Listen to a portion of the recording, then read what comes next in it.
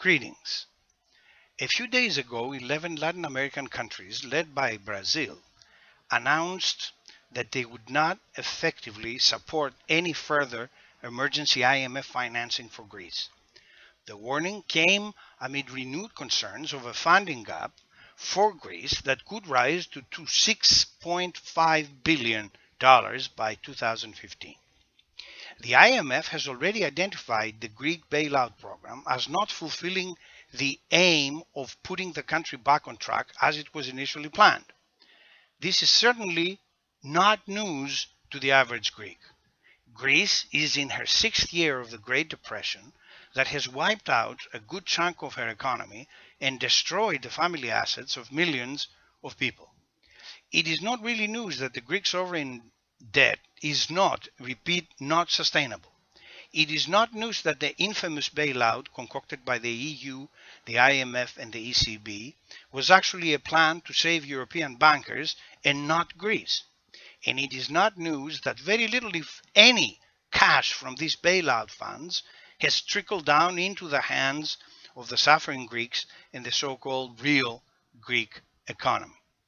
The Germans and all the rest of our saviors have been applauding, in fact, the dedication of Greek governments, in slaughtering their own people to the benefit of the lenders. We know that Greece must change, and we certainly know that this change is and will be painful. But so far, the only success in quotation marks we have experienced is the impoverishment of the great bulk of Greek society in an exercise of economic genocide planned and executed by our infamous partners in Europe. Correct me if I'm wrong. The primary and indeed the sole aim of a government in times of crisis is to protect and defend its own people. It is not to defend lenders. It is not to defend bankers. It is not to defend foreign fanatics. And it's not to wiggle and twist and turn in an effort to protect its own narrow partisan interests. But this is exactly what the President Samaras administration is doing, and it is exactly what the previous disaster governments of Papandreou the scholar and Papadimos the technocrat actually did. The Greek people continue to display an immense capability to absorb killing blows below and above the belt without reacting in any effective way. But this must change because otherwise few will survive to watch the rest of the movie.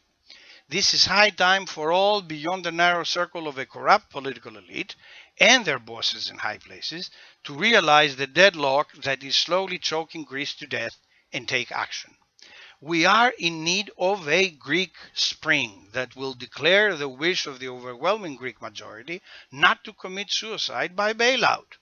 It is high time for us to realize that everyone's individual liberty and right to a decent existence without the fear of state violence and expropriation depend on action. And the time for action is today. Thank you for listening. Goodbye.